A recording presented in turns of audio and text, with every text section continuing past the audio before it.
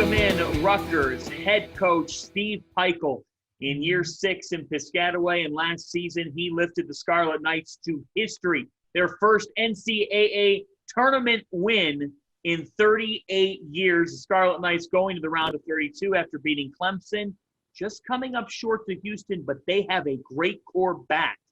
And Steve, you said a little over a month ago on a podcast that you believe this is the best team you have had at Rutgers, and this is coming off a historic campaign.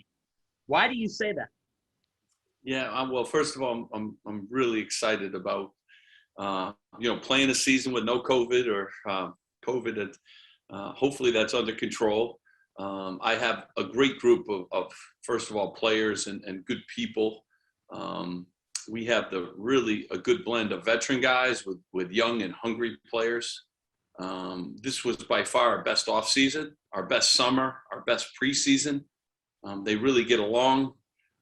They have a good chemistry about them. This is physically our biggest team that we've ever assembled here at every position. We have tremendous size. And they just a willingness to be on a mission. I think we learned a lot from last year. We got through a difficult year in college basketball, and I think a lot of confidence. You know, when you play the number 2 seed and you're a number 11 seed, and then you're right there, and that team goes on to a Final Four. I think it's given our guys a lot of confidence that we could do the same thing, and feel really good about the season. You got to stay healthy as always. There's going to be, as you know, tremendous challenge in this is the best league in the country. 12 teams out of 14 were ranked last year. That's got to be a record for any league during any basketball season. So unbelievable Hall of Fame coaches, tough venues to play, but I like this basketball team a lot. You bring back 2 of your top 3 scorers, and both entering the offseason, it was in question what they would end up doing. And here they are, Geo Baker, Ron Harper Jr. What does their return say to you about them and about your program? Honestly, I think I'm excited. I think every year I'm hoping our guys put their names in the draft. I hope that's the kind of program that we're building. So hopefully it won't be such a surprise to people in the future. It just hasn't happened here a lot at Rutgers, but they went through the process. They worked out for NBA teams, and they decided to come back. I think is a great thing, but I'm really excited. I mean, we have 5 returning starters back that started last year. We're probably one of the only teams in the league. Paul Mulcahy and Caleb McConnell and Cliff started a lot of games too before his injury. So we have a lot of returning guys, and to have their experience of Gio and of Ron back, they've helped build this program. To have them alongside the Pauls and the Calebs and the Cliffs. And then we've added some new pieces. Excited about Jaden Jones, a freshman. Excited about Andre Hyatt, Mawat Mag. Another guy that 5 years ago would have been a starter for me from day one as a freshman, and now we've gotten better. So we now came off the bench a little bit. That kind of thing. But I think we got a really, really good blend, and to have those 2 guys come back really, made it for more excitement in and around Piscataway. Andre Hyatt is a name that some fans may be familiar with because it was just last March, Steve, that in the NCAA tournament, he puts up 13 points, puts up 10 boards. He's got 4 blocks, and this is with LSU in the win over St. Bonaventure, and now he comes into your program. What is Hyatt going to bring to Rutgers? First of all, a great person is the first thing. He was a top 50 high school player. So we recruited him very hard. Loved him. He's got a great approach. He's very mature. Like you said, you just mentioned the double-double in the NCAA tournament. There's not a lot of those guys walking around. He's got 3 years of eligibility. He's a great student. He's going to be great for our locker room. But he's 6'7", 6'8". He's long. He can shoot it. He can put it down. He's a good rebounder. And he's a multi-position defender. We did really well. We got 2 transfers. We got Ralph Agee, who is 6'10", about 260 pounds, a really good low post scorer, and a veteran guy who, when we recruited him, these were the only 2 guys in the portal that never talked about me, myself, and I. They wanted to win. They wanted to get degrees. They wanted to be in a program that could help them develop. They didn't ask about how many minutes. They didn't ask about how many shots I'm going to take. They didn't ask about starting positions. They just said, Coach, I want to be part of something special. And very fortunate to have, both those guys with the experience they have and the skill sets that they have. Steve, I guess to that point, you took over this program, and the program was not at the level of the top programs in the Big Ten, and you have gotten closer and closer to that level. In doing that, in making that rise, what's been the dynamic of not having the me, myself, and I in terms of fit to a program versus how many stars are next to some guy's name? Yeah, I've always said this: when you're building a program, it's a team sport. It's not tennis. It's not golf. It takes everybody, and from your walk-on players to everybody on your staff, the sacrifices that have to be made, from your star player, to the last guy that checks in your rotation. You have to have an unselfishness and a sacrifice kind of mentality. And I think we've done a really good job of building our program around people that are willing to sacrifice. And, sometimes it's the people around them too, got to be willing. Sometimes it's the position. Maybe this game I need you to play the 1. Maybe this game I need you to play the 3. Maybe this game I just need you to be a great defender. I don't need you to take 100 shots. Whatever's needed, figure out a way to win. We always want to graduate kids. We want to recruit humble and appreciative and thankful kids that are willing to sacrifice. And that's what we've been able to do. And that's why the program has continued to grow. And as expectations get higher, you still need to recruit kids that have some of those qualities. So I'm more concerned with those qualities. Everyone else is concerned of what star they are or whatever. I never really looked at that. It's nice, but the star doesn't mean anything for you when you get to college. You're not getting 5 extra points because you were a 5-star or 4-star. You don't get anything once you get here. You got to earn, everything. And luckily, we've been able to recruit kids that are on their way up or that are getting better, but more importantly, that are willing to sacrifice and commit to a win. You brought up his name a little earlier, and that's the 6'8" freshman Jaden Jones, who entered the program mid-season last year, was not ready to contribute. Who is Jaden Jones? What can we expect when he gets on the floor? Well, first of all, he's a great kid. He's 6'8". He's gained about 22 pounds. He's at about 225 right now. Remember now, he got eligible, I think it was like January 17th. We were already 15 games into the season. We have 100 out-of-bounds plays. We have 17 different defenses. It's just a tough place to come into at that point in time and then catch up to everyone that had been practicing since June. So it was a great bonus for him. He got bigger, he got stronger, he learned our system, and now that puts him in a position now to be more ready this year, to play and to compete. He can really score. He's another multi-position player. He can shoot the basketball. He's an exciting young player, and he's a better person. And that's what I love about, the kind of kids that we're getting here. Good students, good people, workers. He's in the gym all the time. Just great qualities. You talk about this team and the size that they have. Cliff Amaruri entering year 2, 6'11". The big man from Nigeria, I know, is someone that you have some real expectations for. How has he gotten better? He had, as good a spring and summer as anybody. He tried out and worked out with the Nigerian national team, which has about 11 or 12 NBA players on it. So he got himself into unbelievable shape.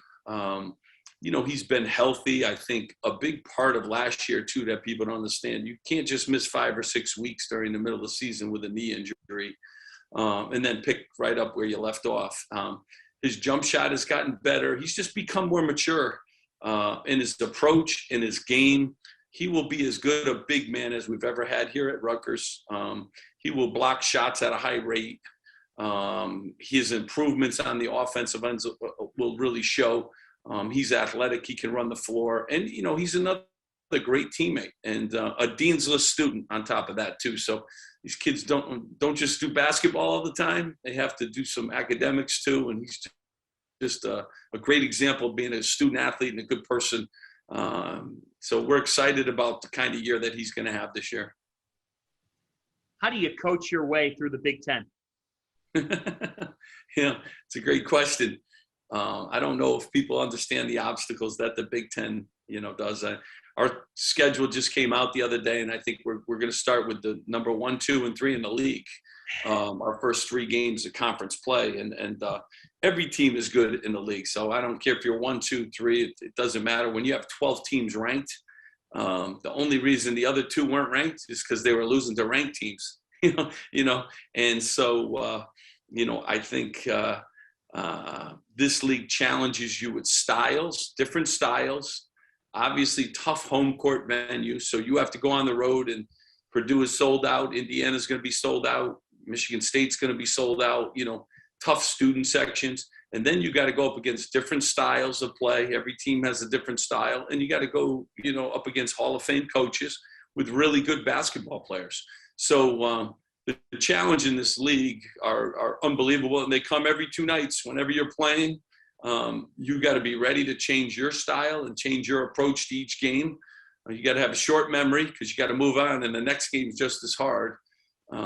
But it's also, if you're a real basketball guy, you love the challenges that this league brings. If you're a basketball player, you love the challenges that each team and each roster brings.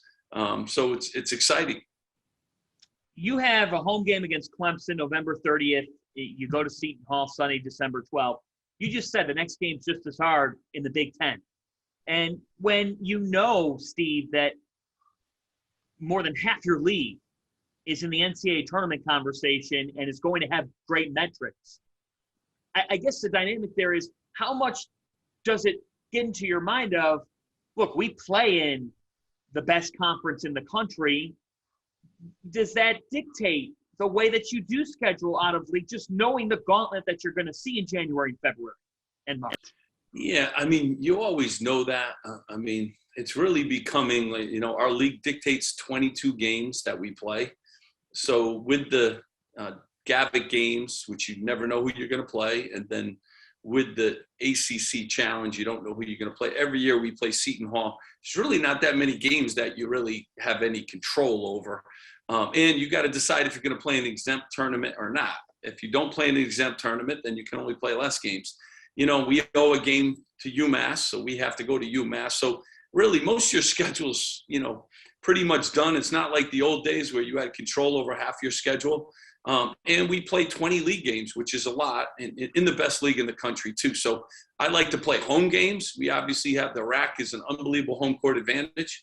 So, like, to be able to play more home games than away games is always, you know, where I want to be. I want our students to come out. I want our fans to be able to see us play. But it's getting harder and harder because the schedule's kind of done for you. You know, I'm in New Jersey now. I call Hoboken home. And all I'm looking at, you in your office with sunny skies of Piscataway behind you. You know, there's people all over the country, Steve, who will make that New Jersey joke here or there or say something about New Jersey. This is now home for you. The sun is shining in New Jersey. You got a football program that's 3-0. You got a basketball program that's coming off a historic season. It's going to be loaded again. Hey, that Jersey Turnpike ain't so bad. I tell you what, I mean, New Jersey has by far been the greatest state for me to live in. You're close to the Jersey Shore. You can get into New York City. You can get to Philadelphia. And you could be at some of the nicest farmland, too, in the world.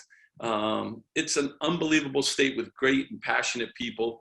The athletic department here, Pat Hobbs, the AD, has done an unbelievable job. Our soccer teams are ranked, men's and women's. Our field hockey team is ranked.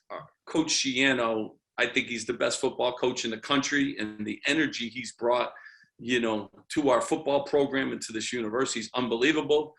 I work right next to a Hall of Fame women's basketball coach. He's won more games than I could ever dream of, and does an unbelievable job. And downstairs from us is our wrestling coach, who's won 2 national championships, Coach Pikel. Our gymnastics coach, Umi, has done an unbelievable job with our gymnastics program.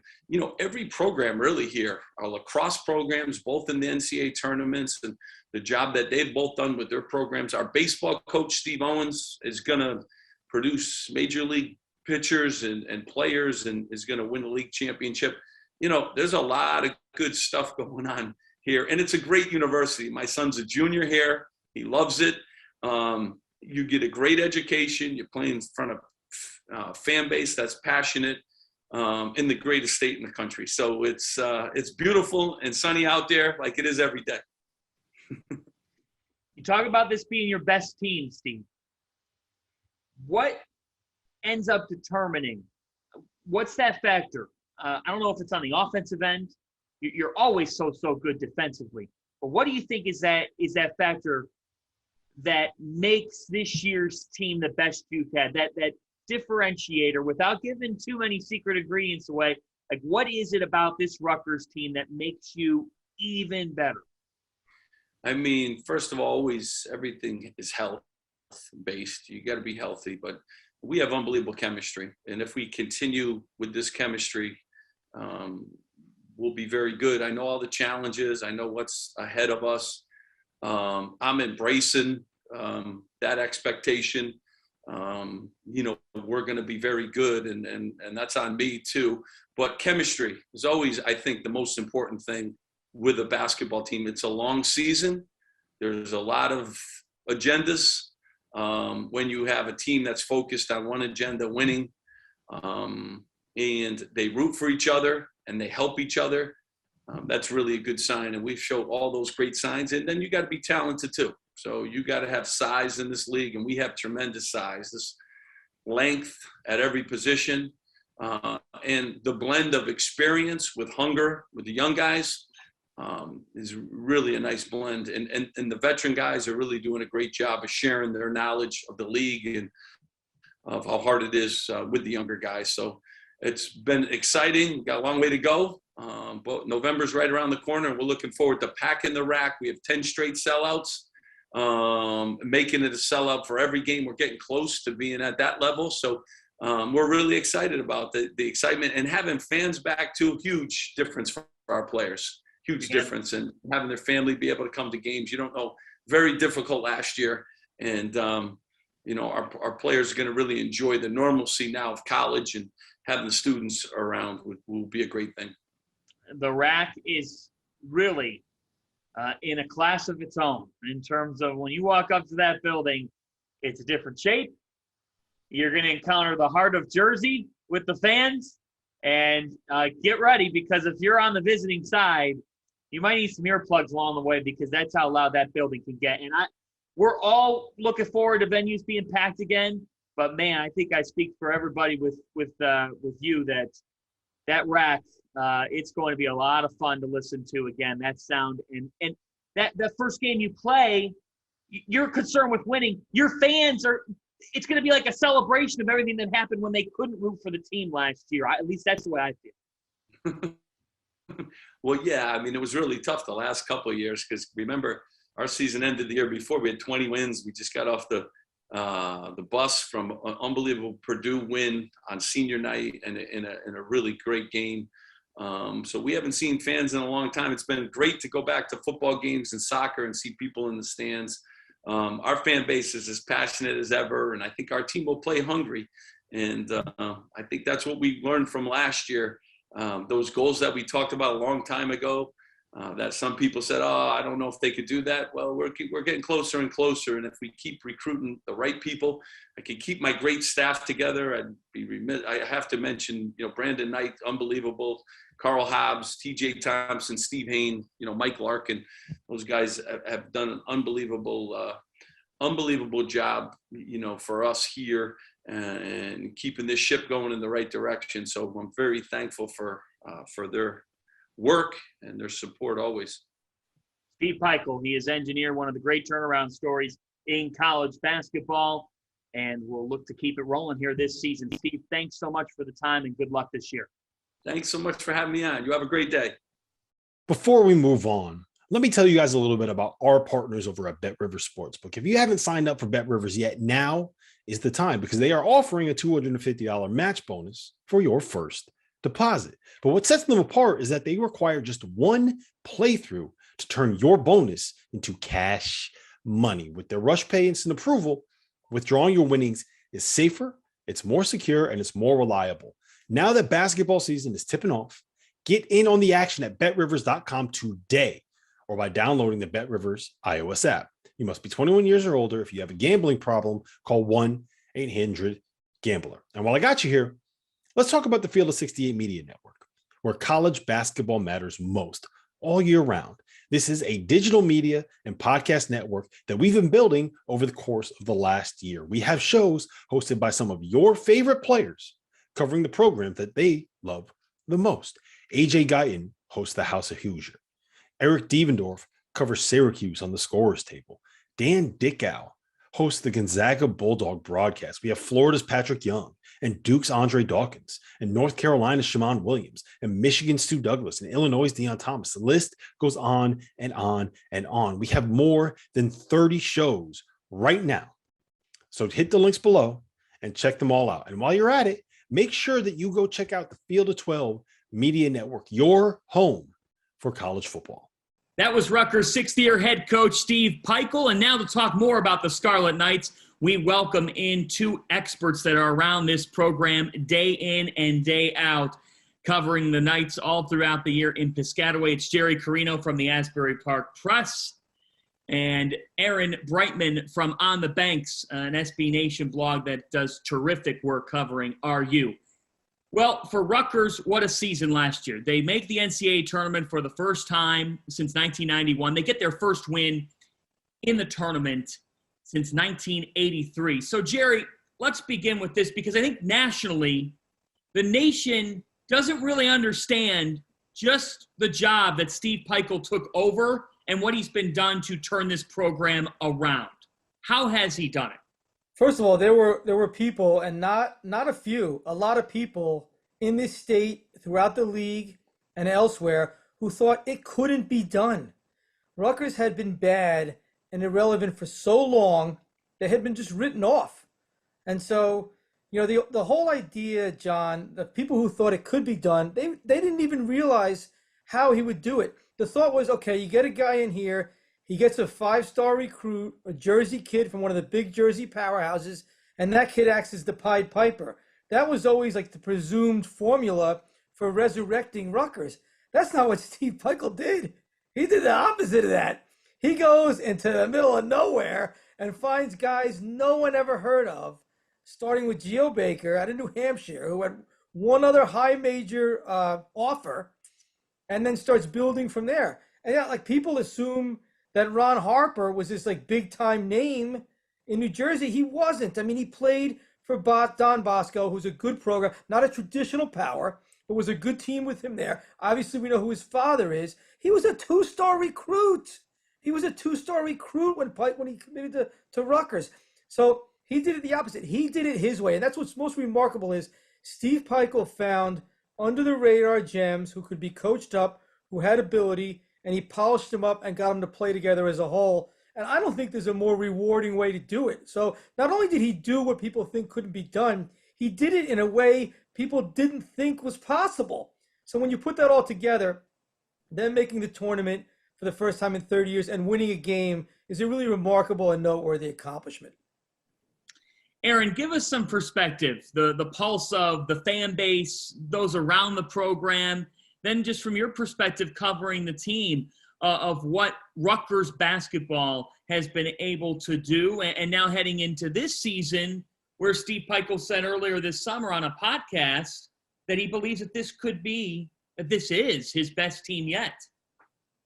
I think the thing that really stands out that Jerry kind of mentioned was Pikel knows who he is. And I think the key to the program right now is how stable it's become under Pikel, which was really, we've seen so many coaches fail at Rutgers over the years with scandals, with mismanagement.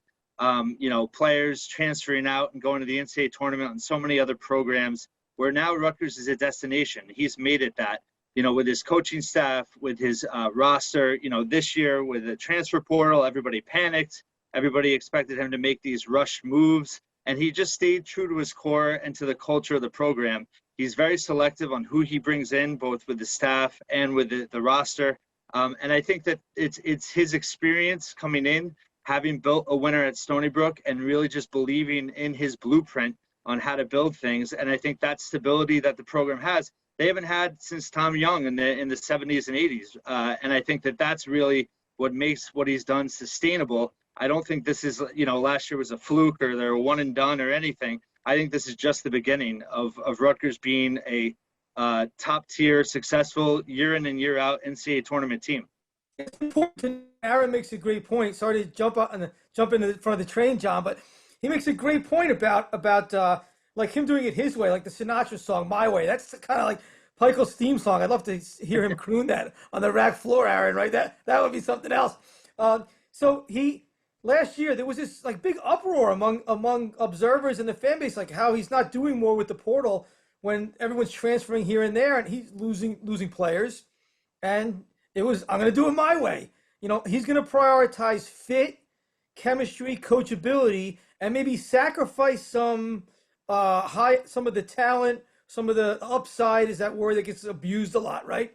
He's going to maybe sacrifice some of that for the coachability and fit. And the most underrated aspect in college basketball is fit.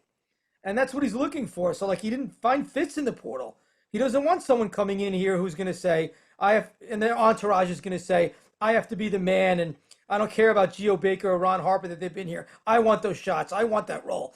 He wasn't going to get those. He wasn't going to recruit those guys.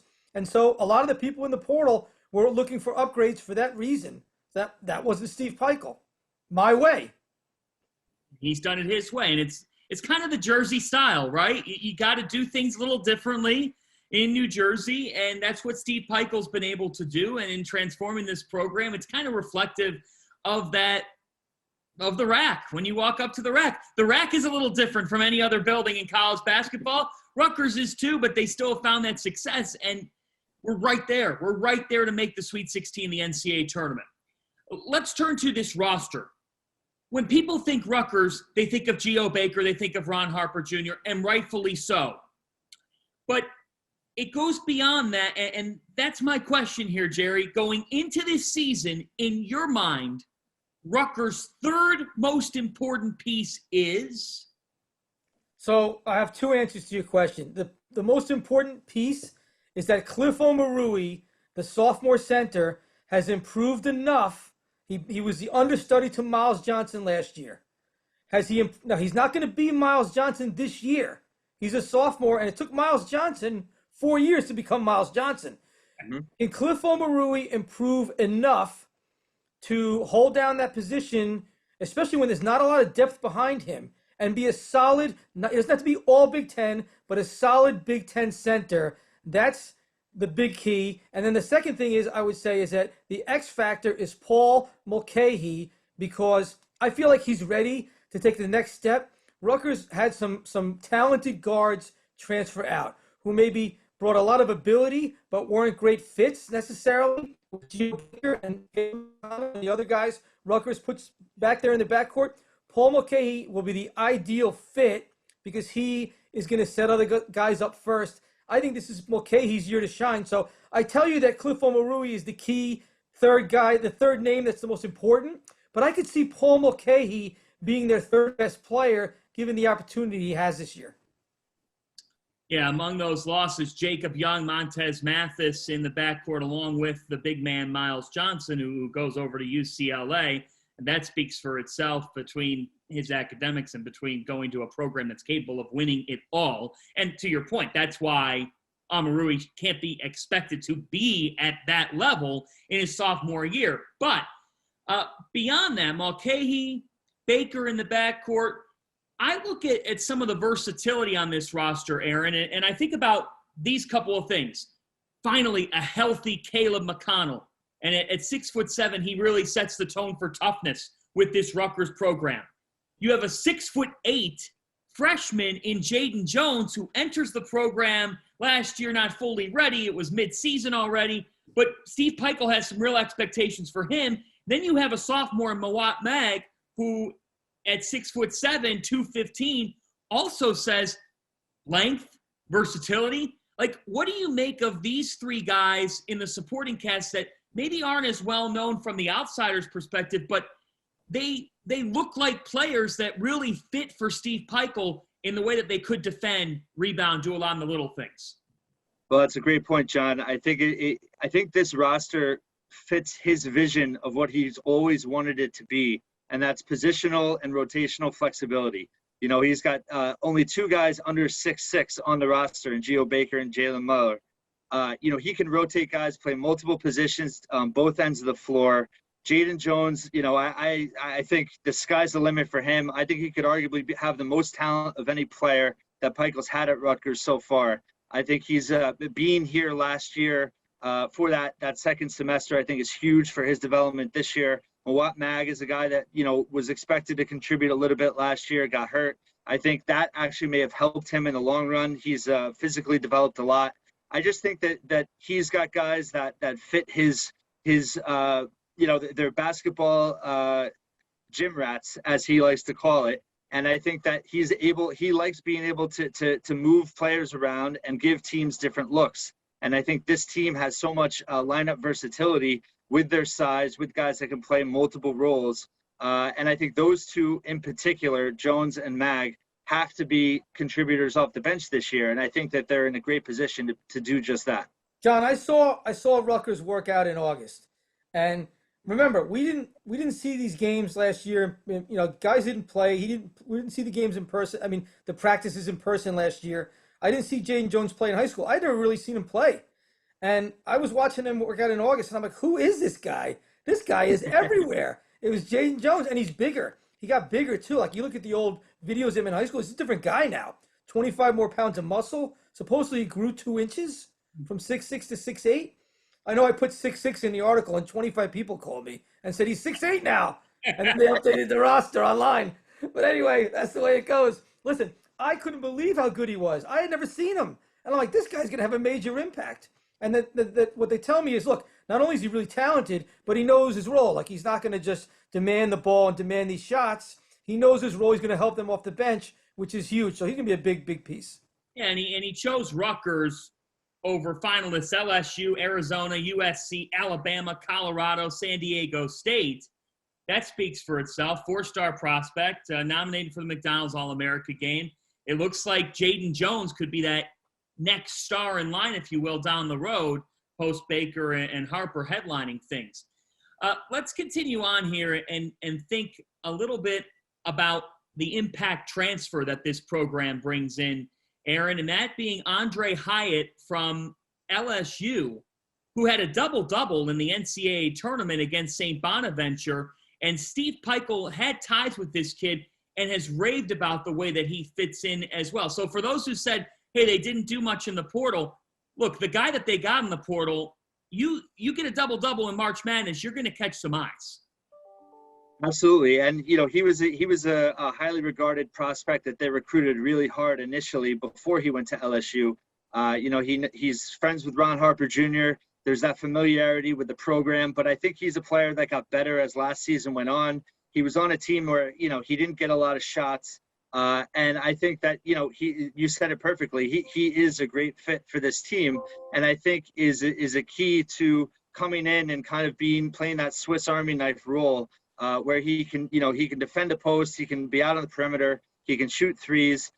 He's a guy that's going to come right in, I think, and fit in really well with the established core of this team, but also provide them more stability from just relying on solely younger players.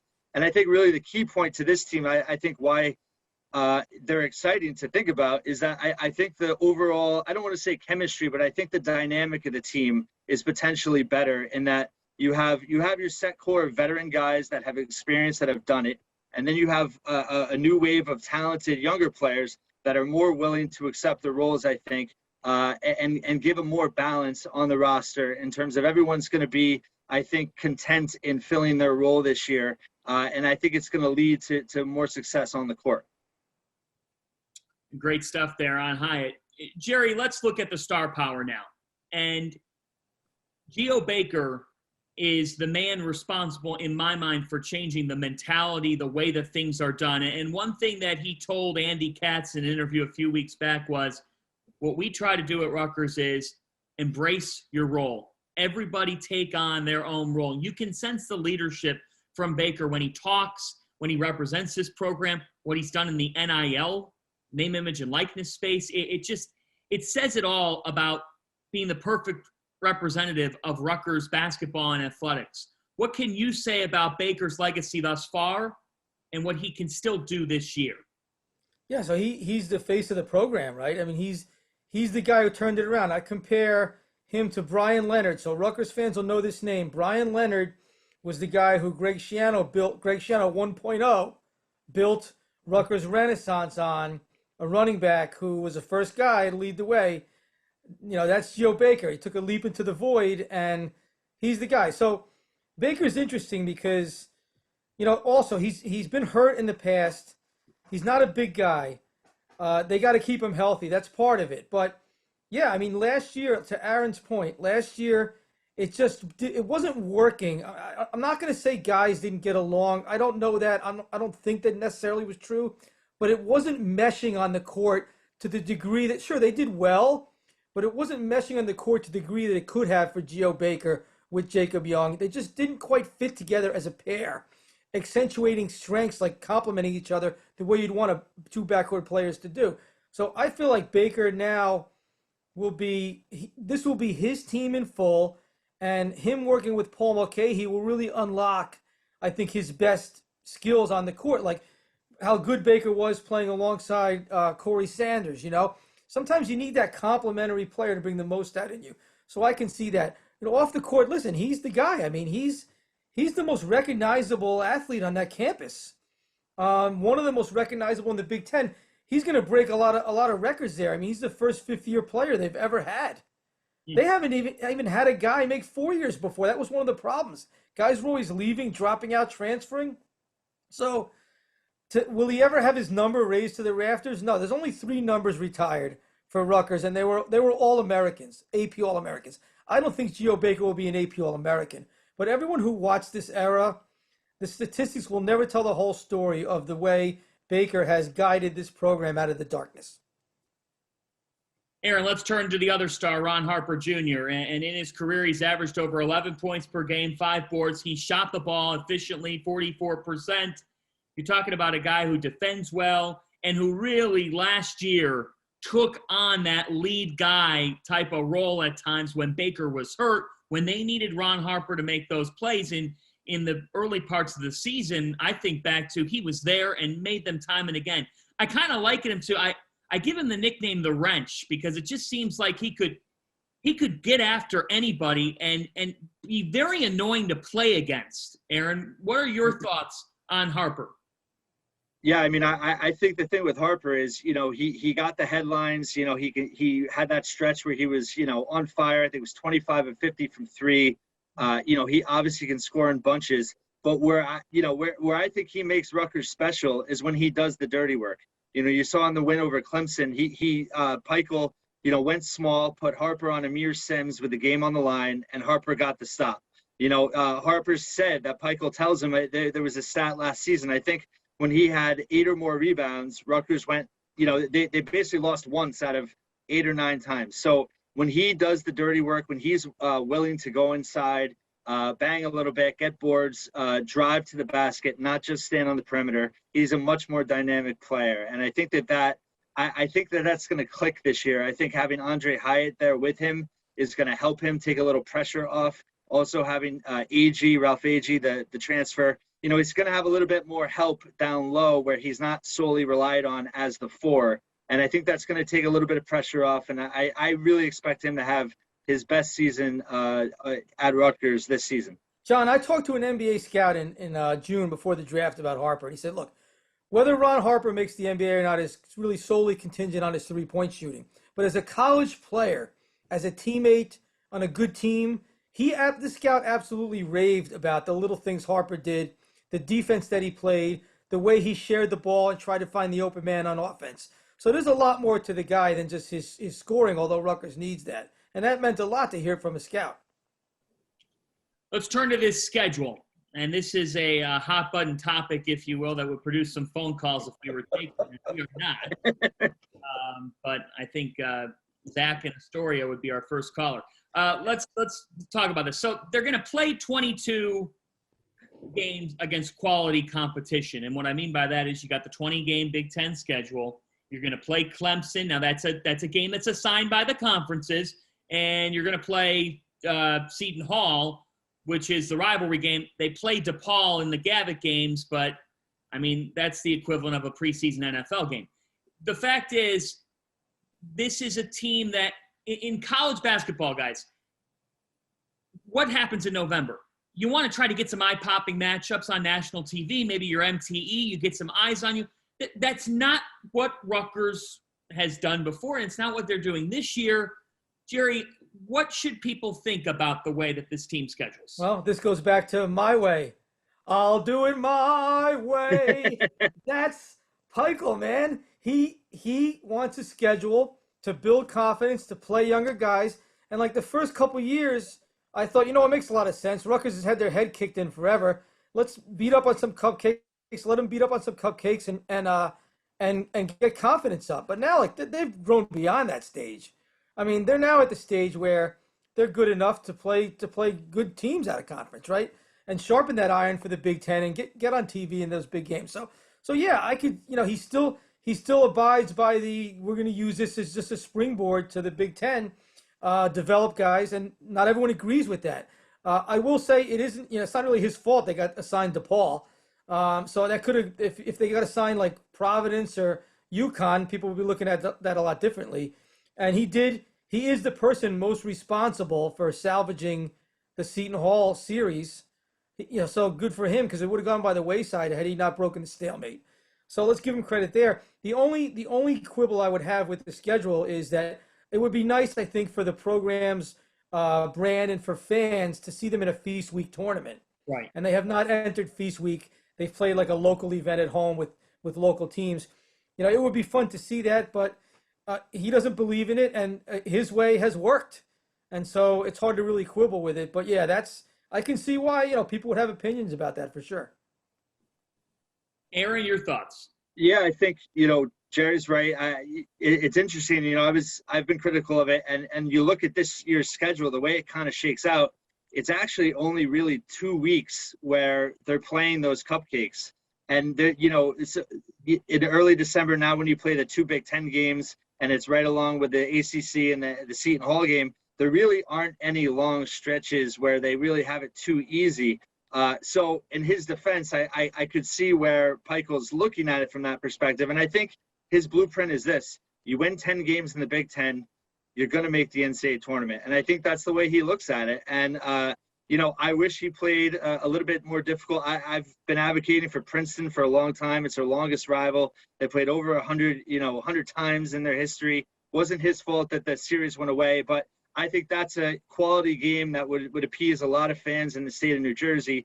But for whatever reason, it hasn't happened. That being said, I think Pikel's formula is, you win your 9 to 10 non-conference games, you win your 10 games in the Big Ten, you're going to make the tournament.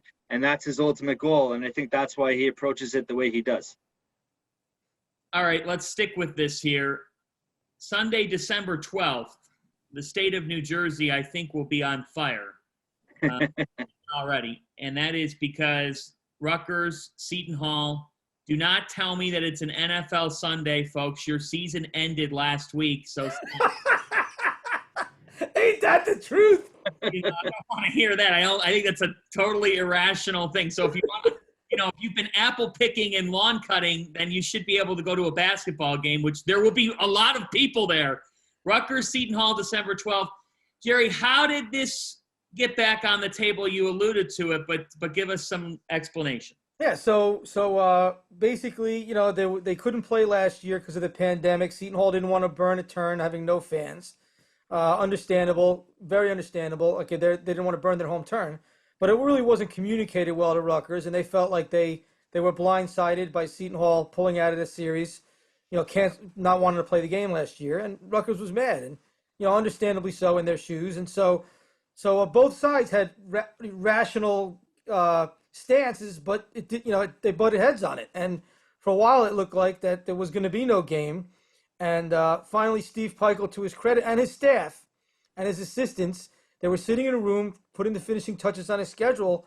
And they said, and they were thinking about playing a home and home, scheduling a home and home with Oklahoma State, is what I heard. And they wanted to get, they had to get somebody on there. So, and they were like, well, why would we go there if we'll just play Seton Hall? Let's just go drive up the road and everyone will love it. And to Steve's credit, he broke the stalemate, because if he didn't, the series was going to totally fall apart, maybe forever. Who knows? Once these things go off the rails, as we saw with Rutgers Princeton, they're hard to get back. So to Steve's credit and his assistants, they broke the stalemate and said, look, this is a good game for fans. It's a good game for us. It's a local game. It fits easily with travel. And so it's perfect. And so happy to see the game back. And look, does either side need the game? I hear this complaint. No, we don't need that game. We don't need that team. No, they don't need the game. Is it fun? Is it great? Yeah, there's a lot of juice. The players care. New Jerseyans care. Look, there is no game as big as this where a New Jersey team plays a New Jersey team. It doesn't exist on any level. The Giants play the Jets every 4 years. They both suck. And so that's not an annual thing. It's not even a thing. Like you said, they're toast. There's no other Jersey versus Jersey game on this level. It's a big deal. It's great that they saved it. And it's going to be a blast. And I think they're going to have a humongous crowd. Who cares? Sunday, no Sunday. After a year of no fans, both teams being, I think, NCAA tournament quality teams, it is going to be a major event in the Rock on the 12th. Aaron, the floor is yours. Well, yeah, I echo Jerry, but I think that to me was what I learned more during this whole ordeal when it almost fell apart is how much the players really do care about it. Ron Harper and even guys from out of state, comments in the past made by Gio and Caleb McConnell, they look at this game, they want that challenge. And I think that's a sign of a good team that, Rutgers hasn't backed away from this rivalry. They were pretty vocal, the players on social media last year when the game was falling apart, how much they wanted to play it. So I think that's a great sign. And I think, Seton Hall players in the past have loved this rivalry too. And it's, as Jerry said, I mean, you go back 25 years. I mean, there's so many memories and memorable moments in this rivalry when they were in the Big East, when they haven't been in the Big East. And I think for Rutgers fans too, there's that continuity of still having that tie to the Big East in leaving and being able to still play Seton Hall. So recruiting wise, I think it's huge too, both in state and out of state. A lot of the same players they still continue to go after. So, really, really important to keep that game and very happy that they did. John, I'll say this, and I'll leave you with this. This will tell you all you need to know. I'm doing this 18 years, this beat now. Of all the things I have ever written, I have never had so many people on both sides pissed off at me. On both sides. Pissed at me, thinking I have this agenda, I have that agenda. I'm not getting this side right, I'm not getting that side right. And that told me that this game is a big freaking deal. Last but not least, let's talk season prediction here. Where do they finish in the Big Ten, and what's the ceiling for this team? Aaron, you're first up for Rutgers. Well, I think, touching on something Jerry said initially, I think the development of Cliff Omoruyi is huge. I think the question is, what does this team do when Cliff gets 2 fouls in the first 5 minutes of a Big Ten game? Are they able to overcome that? Again, touching on lineup versatility, I think that's going to be huge.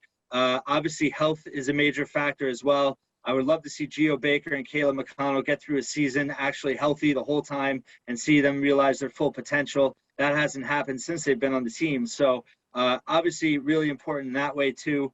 But, non-conference, they really shouldn't, if they lose a game, they shouldn't lose more than 2 without a doubt. But they have a real chance to go, 10-1 there. And then I think Big Ten play, obviously the conference is loaded. It's an interesting schedule. January, a lot of winnable games that they have to take advantage of. February is brutal, where they play pretty much most of the top half of the conference in a 7-game stretch where they essentially have to survive it. But I think, again, the Big Ten is going to be really strong. You get to those 10 wins, you're going to make the NCAA tournament. I think, are they a top 4 team? Probably not. But are they a top half, 6th, 7th, 8th place team? I think they are. So I think they're going to be right around 20 wins, right around that 6th, 7th place, and be able to repeat and go back to the NCAA tournament. I picked them 6th in my early look glance at the Big Ten. That might be a tad ambitious, but really 7th, maybe 7th. I can't see 7 teams finishing ahead of them if they stay healthy. And that gets you in the NCAA tournament. So somewhere in between, they won't be in the preseason top 25, but they should be projected to make the NCAA tournament, which is kind of where they were in the end last year. I think comparable to last year, back in the NCAA tournament. And as we know, John, just get into the tournament and then it's all the draw. So how far can they go? Who knows with the draw? But I do expect to see them dancing again this March. Yeah, and I'll pick Rutgers 7th in the Big Ten.